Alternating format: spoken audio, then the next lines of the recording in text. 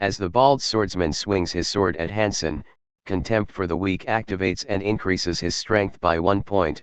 Hansen dodges aside, then slams his knee into the bald man's face, then he spins in the air and slams his heel into the swordsman's head, his head deflating abnormally from the impact.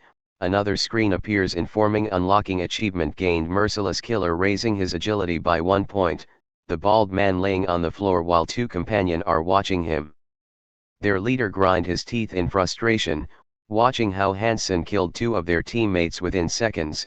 As Hansen approaches, the leader cuts off Kim Jin-yoon's leg, the pain transferring to both. Hansen and Kim Jin-yoon fall to the floor clutching their legs in pain. Just as Hansen stands back off, the leader starts stabbing into the fallen Kim Jin-yoon's chest, ignoring his painful screams. The leader said, "If one step closer and he'll slit this moron's throat." Hansen recognizes that he can't face the leader in this situation, even a moment's distraction can lead to death in battle. Realizing this, he quickly hurls his shield at the screaming Kim Jin-yoon's direction, the shield's sharp tip separating his head from the shoulders instantly. Hansen falls to the floor, eyes wide with immense pain grabbing at his neck. The leader rushes forward to take advantage of this chance, but at the last moment Hansen stops his sword between his hands. The leader smiles with shaking body, then Hansen breaks his sword off. Before the enemy can even understand what's happening, Hansen cuts away his head with the snapped sword. As always, the tower informs him achievement gained, Cold-Blooded Climber, earning him 1,500 points. Eventually, time over, the trial came to an end. When all the red tiles were occupied, most of the victors included challengers who didn't kill their teammates. Of course there were some exceptions. Hansen thinks to himself, if all these murder achievements were encouraged in the chat by someone for a specific purpose, he is notified of his rewards, a random box and 8,000 points. After storing all the dead challengers' souls, his necromancy proficiency finally reaches 100%, leveling up to rank D. Entering the 7th floor's waiting room, he takes a look at his achievements list. All the achievements he received from killing other challengers, awarded him with skills, increased stats, or points. As he opens the random loot box, a small green goblin-like creature jumps out of it. As it lands, it looks at him with caution, while Hansen wonders what he's supposed to do with it. Hansen tries catching the small agile creature as it easily dodges his hands. Eventually he ends up catching it, only for the creature to close its sharp jaws bite around his hand, forcing him to release it. With his patience running thin, Hansen makes use of his superior agility and punch the creature with such force that its head depresses inwards. The creature bursts apart and a notification informs him he has obtained the best rank item from the loot box. A wrought iron pendant materializes in front of him. Its best skill is a defensive ability, Iron's Protection, using the caster's mana in return for no cooldown. Grabbing the item, he triggers its ability, a screen informing him that his skin will now absorb 10% of all physical damage. Along with that, his sword skills also improve by 7% in an instant. The skill deactivates, a notification informing him that his magic power has run out. Surprised that the ability's insane magic drain, he decides to only use it as a final option. Just then the tower announces that he can begin his next trial straight away. It seems that the wait time before the next trial has been removed. In the group chat, other players aren't too excited about it other than the high rankers. Everyone else needs a few days of preparation before each trial. Hansen then decides to take a look at the ranked unique trait Necromancy. Looking over its description, he can now recover his magic power using stored souls. A new additional effect has also been included. His stored souls can now be used to absorb a specific amount of physical damage. Deciding to test the defensive ability, he flings his sword in the air and extends his arm below it. Even if it got cut off, he can regenerate it using the waiting room's healing feature. As the sword lands, his arm remains uninjured. A red glow becomes visible around him, signifying that the defensive property of necromancy worked. A screen informs him one of his stored souls has been consumed, bringing them down to 3/30. Satisfied with what he is seeing, Hansen decides to leave some souls and not consume all of them, so they can absorb damage later. Opening the leaderboard, he is now ranked 4th, having dropped 1 rank. He doesn't care about his rank as long he stays among the top 50 to obtain Pioneer benefits. On the 8th floor, ward out of his mind with nothing else to do, he enters the portal for the 7th floor is trial. A bunch of screens emerge stating that this trial consisted of 3 individual trials. He has to complete these trials within 40 minutes. The reward for successful completion will be in rank skill wins grace. Hansen appears in a long corridor illuminated by fires burning on lamps on both sides. After walking for a couple minutes, he sees a light at the end of the corridor. Exiting through it, he appears in the same desert environment from the first trial. Suddenly the sand starts shifting and the sand golem gradually emerges out of the earth. This one is almost 3 times bigger than the first floor's golem. The golem winds up and swings its fist toward him. Equipping his items, he runs up the golem arm and jumps on its head. Looking around its body, he can't see the core. The core must be located inside its body, he thinks to himself. With a sudden burst of speed, the golem ends up capturing Hansen in its hand. As the golem starts crushing him, Hansen shatters the hand from within. He dashes across the golem's huge body, slicing the head into 2 and landing on the ground. He watches as the golem repairs itself, proving that it can only be defeated by destroying its core. Roaring at him, the golem all of a sudden jumps up in the air, dust clouds moving outwards around its feet. Realizing what it's going to do, the calm expression on his face vanishes and Hansen starts rushing away with as much speed as he can. Behind him, the golem rolls its body inwards in the air, appearing similar to a cannonball, and drops down to the ground. The shock wave generated from it, Hansen flying and crashing into a sand dune. As the sand settles down, Hansen smile-curdily looks at the angry golem with an annoyed face.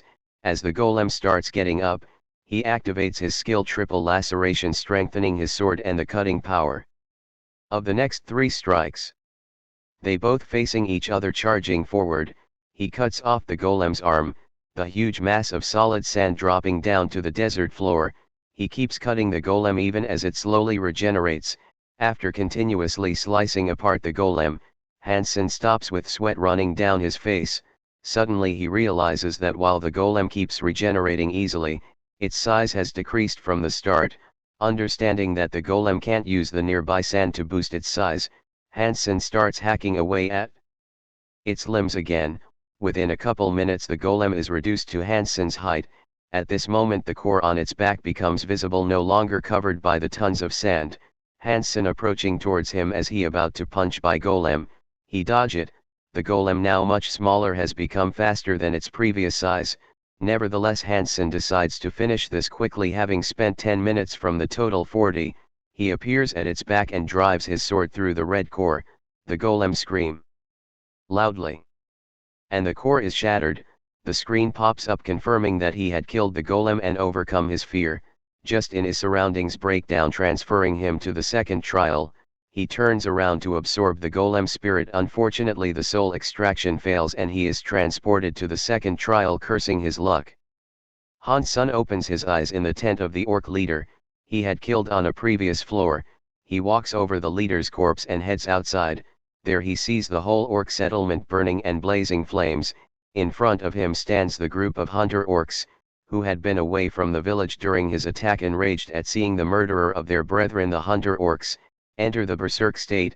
Hansen, irritated, wonders how unlucky he is, as the whole group of berserk hunters charge towards him, viciously swinging their weapons.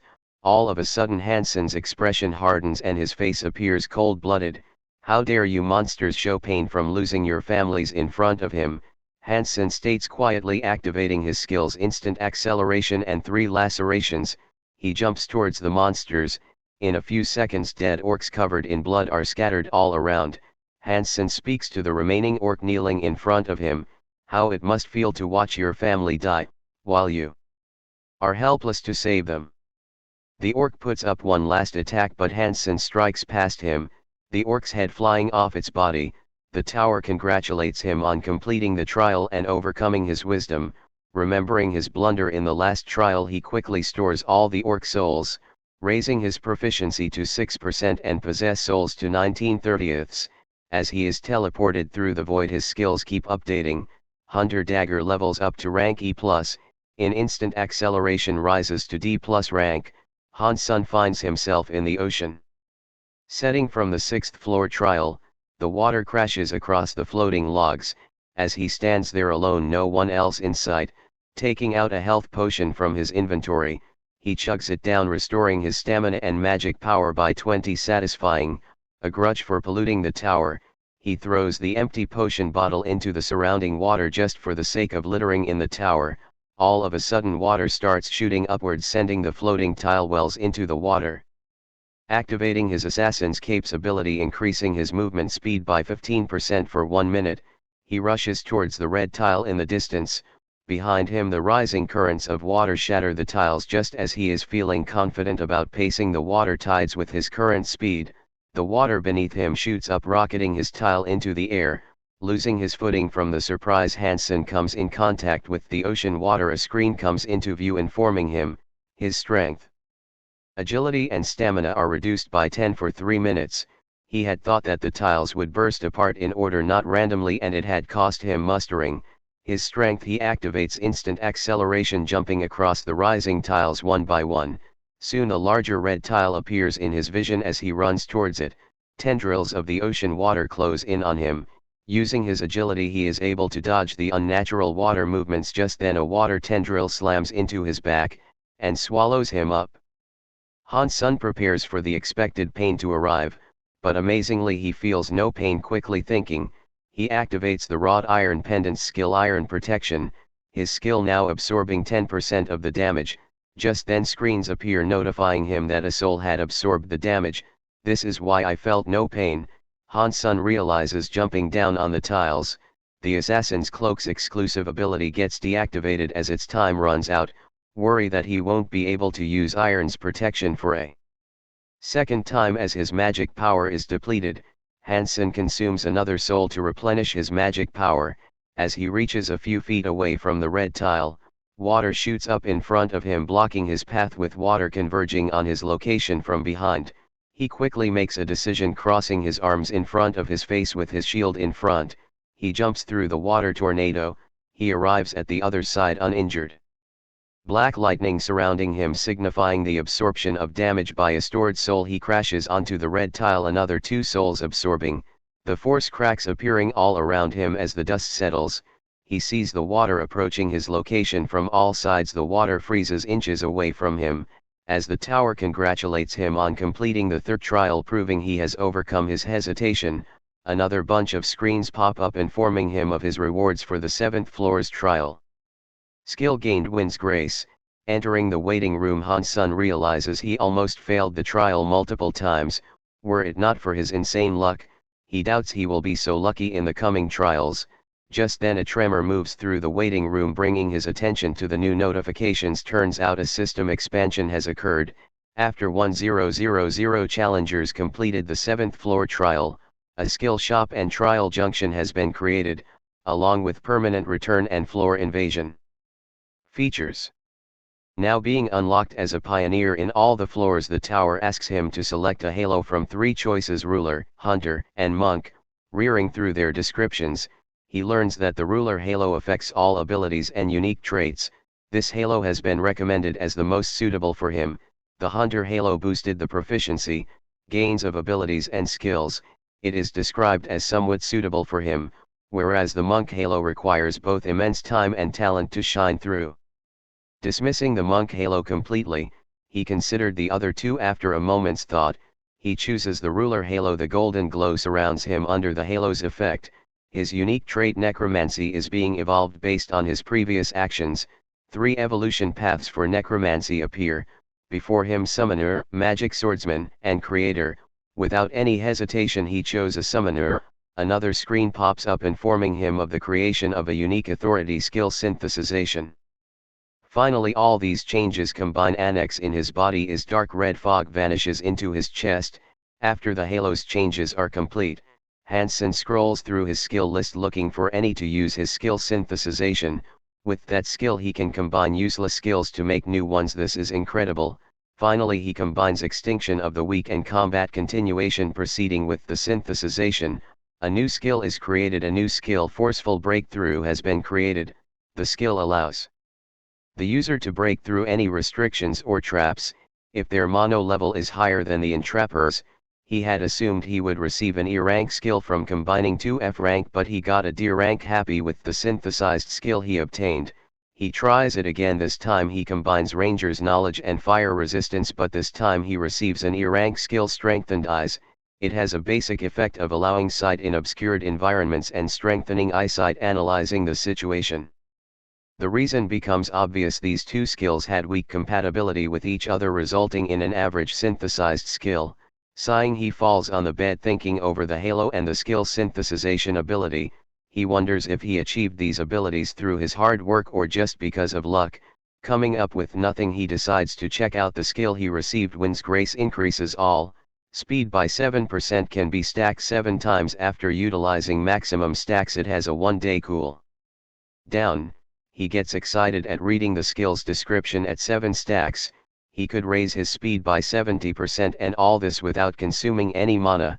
Such a skill has almost no drawbacks. Then he takes out the item Boots of Swiftness. It raises attack speed and movement speed by 3% and 5% respectively. It seems that all the 7th floor's rewards are related to speed. This makes him happy now that another aspect of his fighting ability has improved. Next, he opens the skill store and buys Magic Circuit for 15,000 points and Magic Resistance for 12,000 points. Both these skills complement each other to a great extent. He will no longer be affected by any skills like the Heart Solidarity of Kim Jin Han from the 6th floor is trial. Right at this moment he feels pain shoot up from everywhere and his body as red lines appear over his skin. A notification informs him that mana circuits are being engraved in his body, effectively improving his mana efficiency. After seconds of feeling as if his body is burning, Hansen gets up and walks to the center of the waiting room. His body now feels much lighter. He raises his right foot, then smashes it lightly, destroying the floor easily. He analyzed that the mana circuit skill must have improved his physical abilities as well. Satisfied, he next looks over his new ability to raise dead creatures using the stored souls. He can raise a dead person, its level proportional to the quality and quantity. Now he decides whether to complete another trial or return to Earth. Back on Earth, in front of a dungeon gate, a man sitting, and he's rank hunter. He is worried about the request he had posted, but still no one desires to party up with him. At this moment 3 men walk up to him. Their leader, a round chubby man, make fun out of him because no one wants to join his party member. Then he asks him to hand over the gate entrance license for some cash. When the hunter refuses, the chubby man points out that he only has a limited time period to clear the dungeon, otherwise his license will be forfeit. Might as well do it now to earn some cash. He further mentions how no one would party up with an E rank, pointing over to the hunters already present. Just then a voice rings out from the back, "Is there still a spot in your team?" The crowd parts to reveal Han-sun, who walks up to the E rank, presents his license as AC rank, and asks to be on his team. Seeing this, the chubby man places his hand on Hansen's shoulder and asks him to wait for his turn, to which Han-sun mentions he should join the party. Hansen also says, with dark menacing aura pouring off him, "Get that hand off me before I break it." Scared by the energy released by Hansen, the chubby hunter wonders how AC rank can possess this stronger presence. Chubby man's lackeys misunderstand the situation, thinking that it was their boss showing his strength. Coughing to calm himself, the chubby C rank bluffs. How he will ignore at this time, as the association officials are watching them. Turning to the E rank hunter, Han-sun suggests entering the dungeon by themselves as no one else is interested. Entering the dungeon, Hansen mentions there is no need to be nervous at all, when politely suggests he should take the lead as he has more experience entering dungeons than Hansen, unwilling to reveal his status as a Tower of Trials challenger. Then E rank hunter asked Hansen, "What do you think between AE rank and AC rank hunter, which more likely to be die?" Hansen, thinking about then E rank hunter, said, "You are thinking about E rank, but you are wrong. The fact is that the morality rate for C rank hunter is higher, and E rank hunter tend to the side of caution since they are aware of how weak they are, whereas C rank have sky-high confidence. That's what leads them to fatal mistakes. Dungeon are much more dangerous than you think. We don't have a healer or a tank." Frankly, Hansen confidence is making him even more worry, so that's why he wants to lead the party. Agrees. Soon, they come across a lizardman wielding a spear nervously. E-rank hunter mentions he will attract the creature's attention while Hansen should look for an opening. Hansen quietly agrees, curious how experienced hunters deal with such situations. To his surprise, both of them stand in place swinging their weapons trying to intimidate the other. Thinking how he only has 3 days to spend on Earth, Hansen asks to take charge and kills the lizardman in seconds. The hunter is surprised to see, between both lizardmen corpses are laying into pieces. Then Hansen take a lead. Bunch of lizardmen are rocking toward them with instant acceleration active. He runs through the dungeon killing all lizardmen before they can even put up a fight. The hunter in one watches all this wide-eyed, thinking this is one-side massacre. He is experiencing the rise of a super rookie. Hansen removes the cores from the dead lizard men, a D-rank item useful for alchemy or crafting. They collect a full of bag. They are talking about sharing, but sudden a lizard man attacking Hansen from behind. He dodge it and hit him with his shield handed. The lizard man stuck into the cave ceiling. Then they agree to talk about later that sharing part. Hansen absorbing the lizard men's souls while pretending that he is yawning, each providing a mere 0.7 proficiency increase. They soon reach a red portal, the entrance to the boss room. Without taking any break, they enter through the portal and come across in front of a huge red lizard king sitting on a throne. As the lizard king rushes towards them, the hunter asks if he has a plan. With a wide smile on his face, Hansen replies, "Not really." Even with his speed, Hansen is unable to dodge the lizard king's spear attacks. The creature slams its tail, sending him crashing into the dungeon wall, kicking away a boulder as he gets up. A red and dark aura surrounding him as damage taken by dead spirit.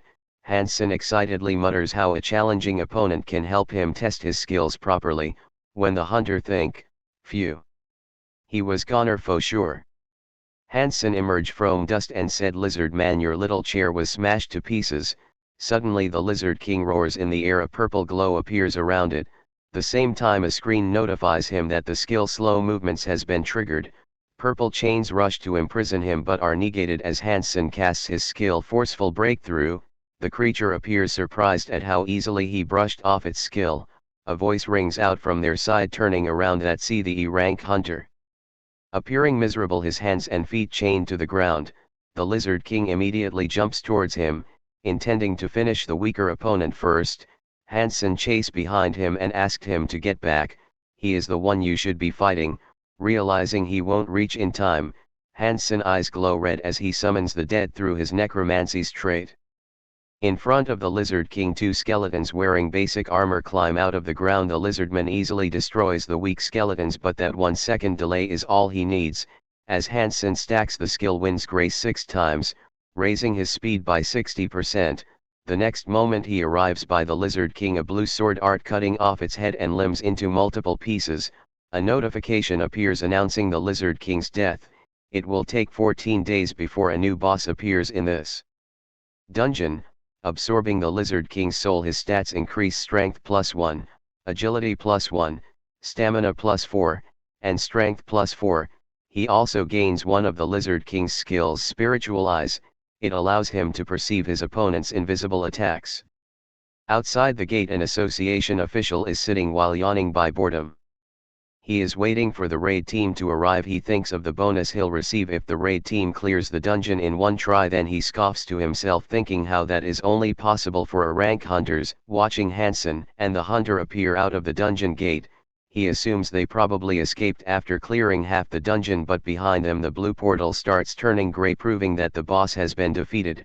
Running up to the two, he introduces himself as Shimwujin and says that he wishes to purchase the gate's ownership. Hearing this, E-rank hunter mentions Hansen cleared the dungeon on his own and had the right to sell it.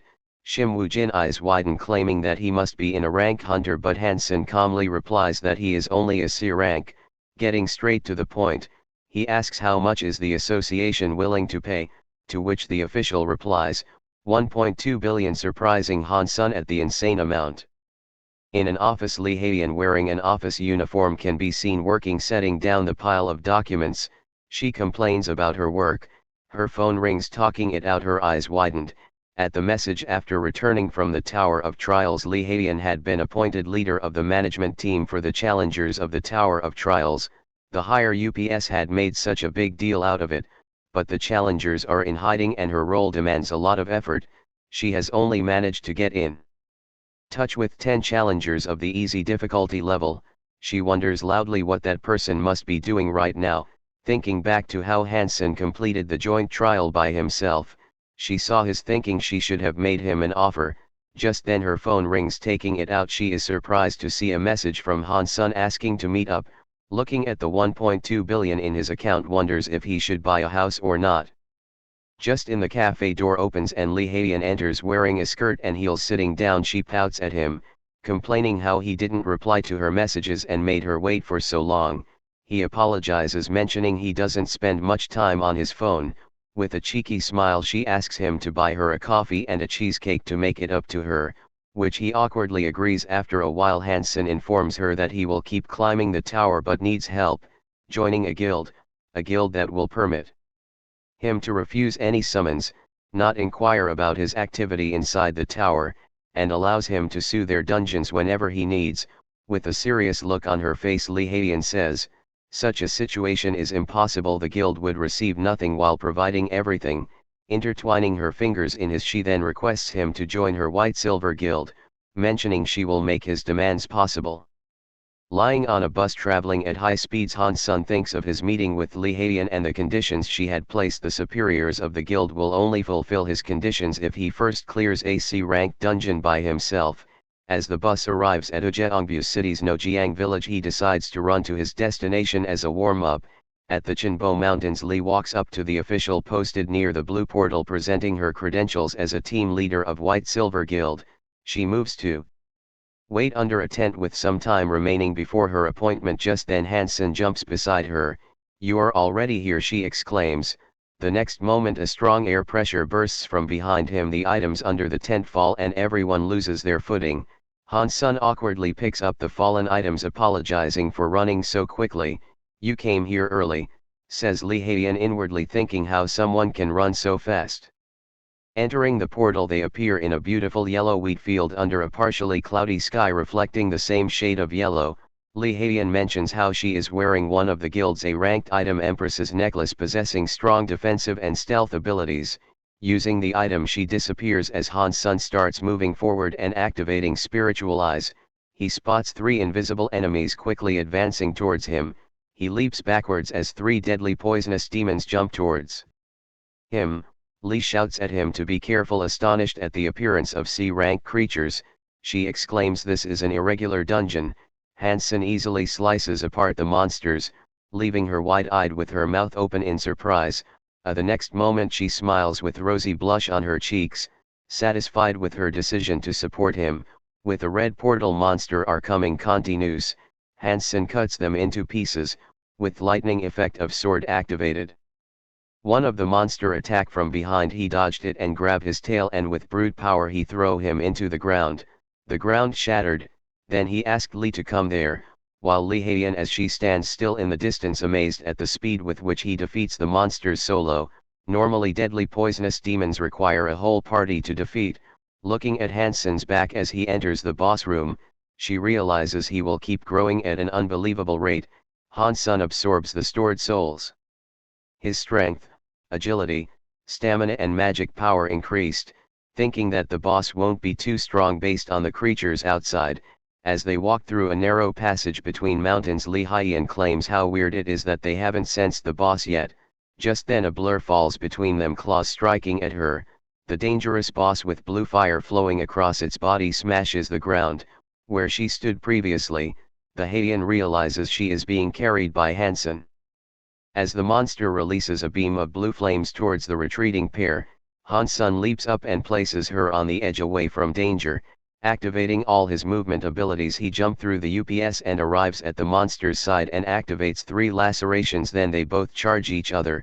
The next moment the monster's body is cut into multiple pieces, that falling from above. The screen confirms Demon of the Blue Fire of Destruction has been slain. Staring at this scene from above, Lee Hae-in wonders nervous aloud who the real monster is. Arriving outside the boss room's portal, she speaks how he can now use the White-Silver Guild's resources after clearing the dungeon. Turning around with her back to him, she mentions that seeing Hansen's rate of improvement, It's clear he has chosen hard difficulty in Tower of Trials. With a pink hue on her face, she advises him to be careful expressing how she desires to accompany him and witness his growth over the years. Sitting at the edge of a tall skyscraper, Hansen thinks over the stats he gained over these 3 days. The next instant he is being transported to the tower, a wide grin plastered on his face. Appearing in the waiting room, he jumps up from his bed chasing to start the 8th floor as trial right away. This time a different screen appears requesting him to choose a turning point from the 3 options: transcription, combat, and raid. After selecting combat, another notification appears informing him that a face-to-face conversation with an administrator, specializing in combat, will be provided because of his pioneer status. The next moment, he is teleported to inside a snowy frost forests. He lands between multiple swords sticking into the ground, everything in his sight covered with pure white snow. A screen notifies him of entering the Iron Blood world. Using his skill Eyes of the Truth confirms the status of the new world. Another screen pops up conveying the administrator Iron-Blooded Monarch's displeasure at his actions. Then a sword flies up to his side asking him to follow it. He arrives at a house. After a couple minutes entering, he sees a pink-haired beauty sitting on a wooden chair, her regal armor adorned with gold. A fire crackles behind her in the fireplace. Looking closely, he notices she has red ruby eyes. The next second she appears in front of him, her face inches away from his, staring at him closely. Walking back, she admits to wondering what kind of a monster he will be, but he appears quite normal. Asking if she had been watching his trials, she replies of only knowing the results of those trials, mentioning that the trials below the 8th floor cannot be viewed by administrators. Looking at his shocked expression, she mentions that administrators are not gods but merely subordinate to the tower. In response to his questions about floor invasion, she mentions that the towers of different worlds will one day unite. She explained that after the 20th floor there will be more combined trial happened, intruders will become more common challenger. Finally he asks what the Tower of Trials truly is. She speaks how she doesn't know much despite being an administrator. Administrators are simply those individuals who die after the 40th floor and obtain the authority to revive and become admins. This means that all the admins once tried to reach the top but ultimately failed. Han-sun lets out a sigh, mentioning how he wished to learn more about the tower top. Hearing that, her expression tightens. The next moment she is grabbing him by his neck, holding him up against the door, her eyes glowing red. She speaks with a terrifying look on her face. The tower top isn't something you can casually mention. Looking at his calm face, she asks why he isn't scared. He replies not having felt any killing intent from her. Furthermore, he says destroying her door with his hands and landing outside, "I won't let you attack me so easily." She stands still with shock, out believing his actions. The next moment she laughs freely and smirks, speaking how she didn't chose wrong, saying that she offers Hansen a disciple contract. Appearing back in the waiting room after his meeting, he bolts right up and opens the exclusive store for contractors where special points are used. In the store, a list of authorities is present, on the first page, with the 2nd and 3rd locked until the 10th floor. Reading the description of the 3 authorities, he decides to spend 1000 SP on the ranked authority Serene Mind. It would allow him to make rational decisions even in the middle of high-intense situations, increasing his likelihood of survival. Next he enters the portal for the 8th floor. As trial, appearing on the edge of a cliff beneath him are thousands of skeleton warriors in a majestic castle far away in the distance, smashing down on the battlefield with such speed, the force generated destroying hundreds of skeletons around him. As all skeleton around him, they rush to attack, Hansen taking hit but nothing happened. Then he keeps killing the weak skeletons, each providing him only 0.088% proficiency towards necromancy. He rush fast, in his way skeletons' bones falling here and there. Then a voice asked, "Who dared to wreak havoc in his scared place?" Then Hansen absorbed the dead. After a while he used the stored souls to summon the dead skeletons, ordering them to fight against skeleton, the rest leaving them to it. He activates his movement skills to the maximum, jumping across the whole army. Arriving at the castle, he comes face to face with a lich, holding a book in his hands, wearing a gold crown, blue ethereal fire flowing around him. Enraged at seeing a lowly human, the lich summons 2 orcs each at the level of the previous sand golem, Han-sun asked, "Can't you summon anything stronger?" Grabbing his sword, activate instant acceleration, he quickly beheaded 2 orcs and reached toward Lich and hit him with his sword. Each orc provides him 1.2% proficiency, greatly satisfying him. Just as he raises his sword to kill the downed Lich, his eyes fall onto its book. Thinking to use the Lich as his personal proficiency generator, he orders it to summon the orcs again. Initially the Lich hesitates, not understanding the weird requests, but accepts. When Han-sun threatens to kill him, then Lich summoned 2 orcs again, who instantly killed by Han-sun. Lich asked, "That's enough, right?" Han-sun said, "No, this just start." With kicking him, he asked to call all his skeletons and put all his effort into summoning the guardian orcs. The next minutes follow the same pattern, killing the creatures gaining proficiency and the Lich summoning them over and over again, then Han-sun killing them one by one. Lich wonder how long he continue this. Han-sun said, "Until he say stop." Then a orc try to punch him, which he stop it with one finger, then jump over his hand and cut his head. Finally, after farming proficiency on summoned creatures, it finally hits 100% and his unique trait Necromancy levels up to rank C. Looking at the tired Lich barely sitting up, with cracks appearing on its skull, Han-sun thinks he was hoping to use a little more and raise his sword and behead him. The Lich almost seems glad at being killed, insulting him in its final moments that it was sickening to meet you human. Achievement gained: a human who's beyond demon, increasing agility by 1, proficiency increases by 17.4% on consuming the Lich soul, along with other trial completion rewards. Arriving in the 9th floor's waiting room, a bunch of updates are announced. The administrators can now view the trials. The shop now sells C rank skills and the restrictions on the question vouchers have been lifted.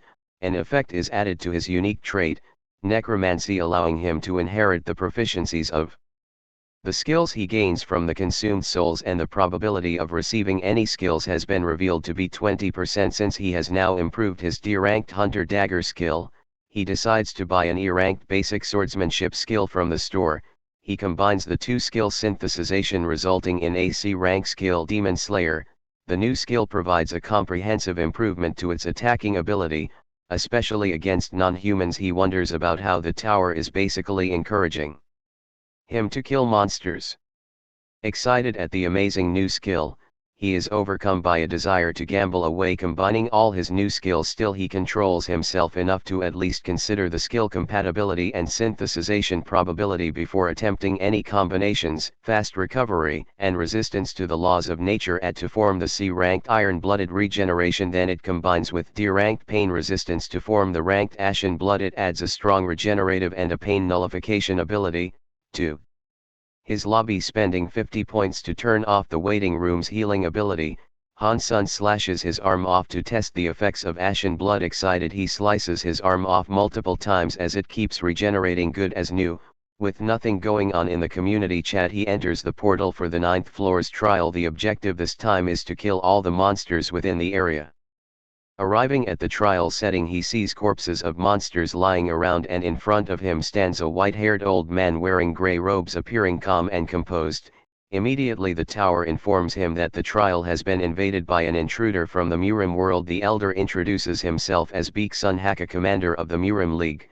The trial objective now updates, asking him to kill the intruder. As Han-sun refuses to reveal his name, the elder mocks his caution, calling him narrow minded. The next moment the elder jumps towards him swinging his sword. Hundreds of sword projections materialize, all striking towards him. Han-sun activates his movement skills, easily fending off all the attacks. Surprised at his skill, the elder apologizes for looking down on him. Letting out a breath, Han-sun asks him to stop acting so noble and pretentious, mentioning how disgusting it seems since the intruder's goal is to kill the challenger and steal the rewards. "It's probably because we are from different dimensions that we do not agree," says the elder. Then he raises his sword. Dark purple clouds appearing around him. The purple fog covers the battlefield, obstructing Han-sun's view. A screen appears mentioning that he has been blinded for 5 seconds by a skill sword light. He quickly activates mana resistance, decreasing the time period from 5 to 2.5 seconds. Then he activates spiritual eyes, allowing him to see any invisible attacks. In that moment he senses an attack coming for his head and barely dodges. This allows him to gain an achievement blind evasion, raising his agility by 2, activating Ashen Blood. The slight cut on his neck heals away. The elder wonders loudly, curious as to how Hansun dodged his attack. Instead of answering, he activates all his movement skills, charging towards the elder. Their swords clash at the tips. Rotating his body, Hansun kicks him. The elder dodge it and try to slash his leg, which Han dodge it and prepare a sword attack, but stopped by elder. Elder try to attack with his sword, which blocked by Han's leg. For a moment they stand still, each fending off the other's attack, still keeping up the facade of a noble swordsman. The elder says how Hansen is using strange dark sorcery, referring to his use of the tower awarded skills, while Hansun thinks in astonishment how their stats roughly equal each other, mentioning how he won't hold back this time. The elder again activates sword light, robbing Hansen of his vision again. He activates mana resistance and spiritual eyes. Doing so, he sees multiple slashes converging on him, dodging all of them. He ignores the last strike till it arrives right next to his waist, quickly activating Iron's protection of the wrought iron pendant.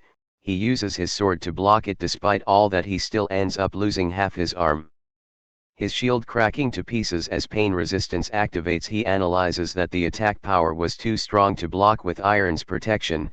Just as the purple fog disappears, Hansen separates a boulder, then launches it towards the elder. With his feet, as the elder bisects the boulder in two, he jumps towards his current cut-off limb, grabbing it within teeth and brings it near the rest of the arm. Under the effects of Ashen Blood, his arm reattaches back into place.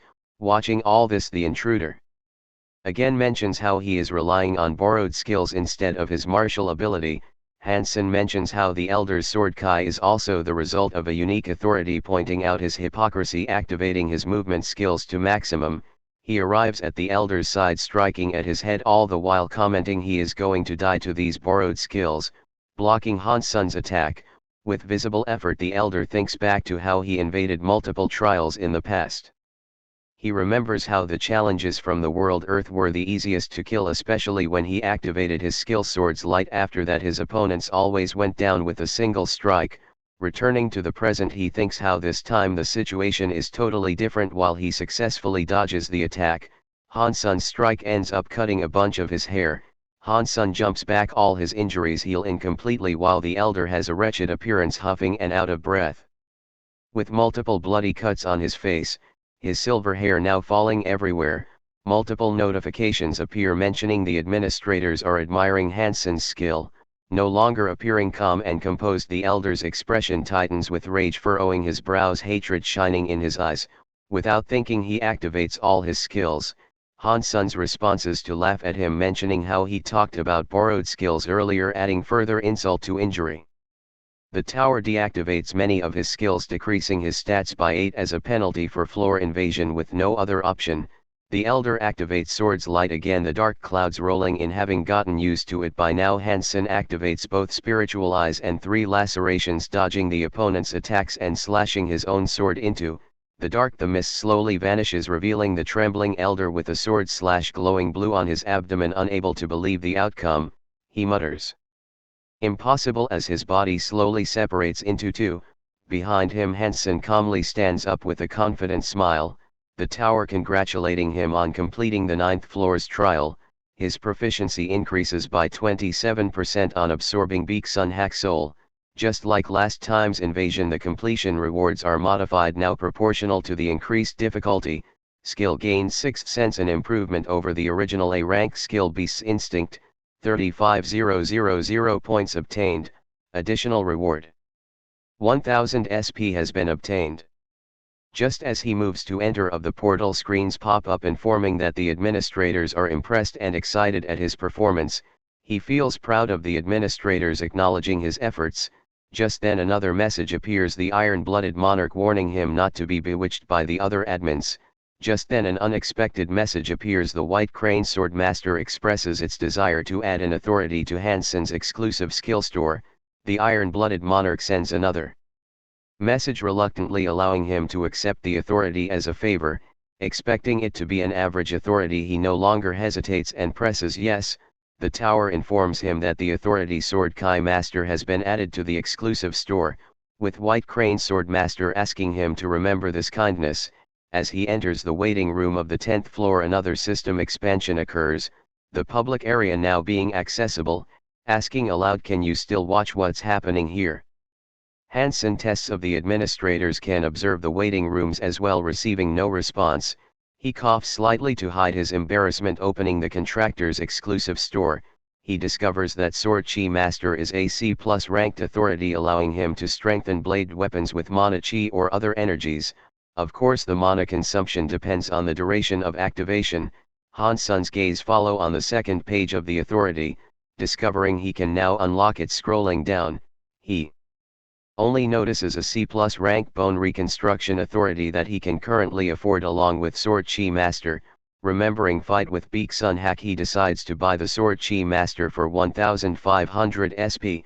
With only 500 SP remaining, he activates the newly purchased authority. Comparing it with the skill 3 lacerations, the authority feels as if it uses mana more effectively, like flowing water, whereas in activating 3 laceration, mana flows into the sword like a sudden wave. With every extra minute of activation the mana consumption increases by 2%, calculating, Hansen discovers it would take 50 minutes of activation to deplete his mana completely. Looking over the skill 6 sense, it improves his instincts, allowing him to make better judgments. Scrolling through the comments on the new public area, Hansen decides to enter it. Vanishing into the air in the public area, a Korean hunter and a nun are walking, excited at exploring the new area. Just as they leave the public area, a bunch of people preparing loot or killing. Then sudden the Korean finds himself stuck on the ground, the result of multiple entrapping skills being used on him. Then 3 people arrive with menacing face.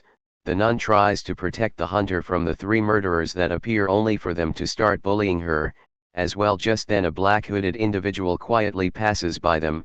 Surprised at the newcomer's nonchalant attitude, they use their restricting skills on him, only for their effects negated, activating forceful breakthrough and mana resistance. Hansen pulls the sword out of his inventory, addressing the 3 wide-eyed thugs. He mentions that they started this, activating instant acceleration. Hansen slices the necks of the 2 thugs, and the third one standing behind activates an ice shield, winding back his fist. He punches the ice shield to pieces. Seeing this, the thug begs for mercy, only for Hansen to stab his neck before he can finish his words. Absorbing their souls, his proficiency increases by 6.7%. The nun apologizes for not helping with the fight as it ended too soon and leaves after bowing in exchange for saving his help. The hunter asked Hansen to give him these bodies, and repayment he'll give him a skill. As the hunter raises his hand forward, the 3 bodies being absorbed into a slit in his hand. Shortly after, Hansen receives a message that the administrator Glutton has added a skill, Wings of Steel, to the shop. Just then a few screens pop out, the administrator's White Crane Swordsmaster and Glutton fighting over Hansen, while the iron-blooded monarch complains of insects flying around her contractee. Another administrator, Dark Devil, simply watches the 3 argue, stupefied at the childish behavior. He realizes there must be some benefit the administrators are expecting from the challengers. Walking together, the hunter speaks how the public area is divided into the arena, auction, and a gambling site. He further mentions there are 3 known dimensions invading Earth currently. These are the Ares, Mirim, and the Kaelian. Hansen analyzes that the Black Knight must be from Ares, the White Crane from Mirim, while the Kaelian dimensions include elves, fairies, and humanly beasts. The hunter reveals he learned all this using his question vouchers. Reaching the public area, the hunter hands over his business card, revealing him to be the team leader of the challenger managing team in the Hunters Association. Then they both part, the hunter looking forward to the gambling while Hansen makes his way to the arena. Entering the arena, he hears the shout of the spectators gambling on the fighters. He sits on an empty red seat in a small cubicle, a screen asking whether he wishes to fight or bet.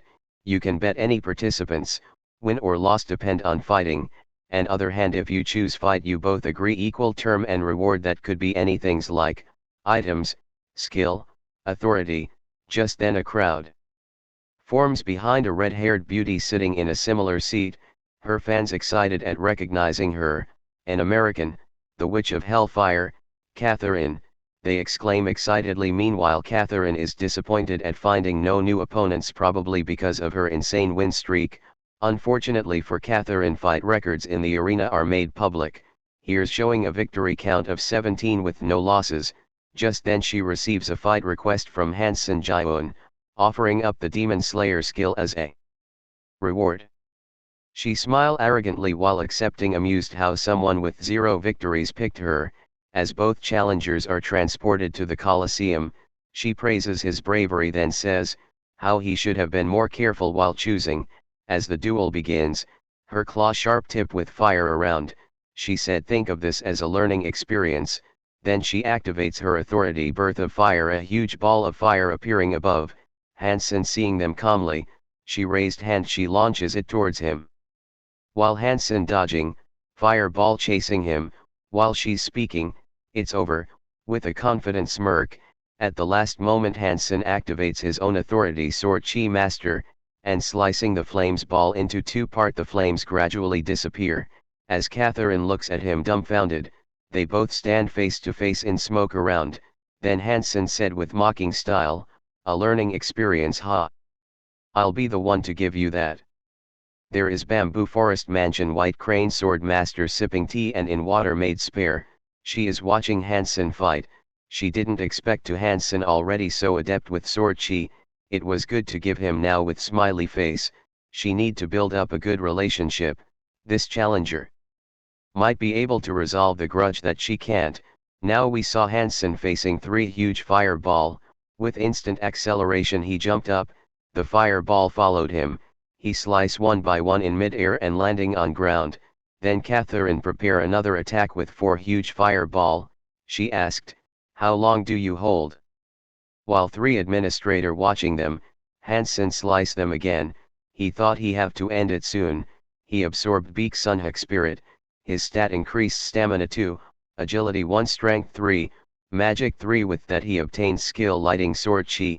He distracted for while she cast fireball to him. Then he prepare for face a fireball, activating both sword chi. He charged toward her, cut her fireball. His attack is reaching to her while she immediately shied her, and as she ready for counter attack, Hansen point his sword from behind. She admit defeat. Bunch of screen say that he won and obtained skill Tempest sword. Then he come back to common area. He clicked to see the skill Tempest sword, which is a stabbing one. His profile show 1 victory and it's just start another duel.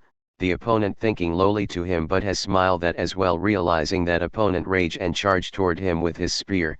Han dodge it and defeat him 1 sword move. Then he defeat another 1 and 1 2. He obtained many skills as reward as bet. With smile on his face he think it's like a skill feast to him. Somewhere Murim world in China, a bamboo forest, a young man sitting on practicing poster. A man inform him that Sunhook died by a earth dimension challenger. Then sudden a beast roar and appears behind that young man. He raise his hand and his sword moved to his hand. He jumped over beast and hit his sword in beast head. Then pulling his sword from beast, with a fierce smile he said, earth dimension, he'll find out who killed the Sunhook.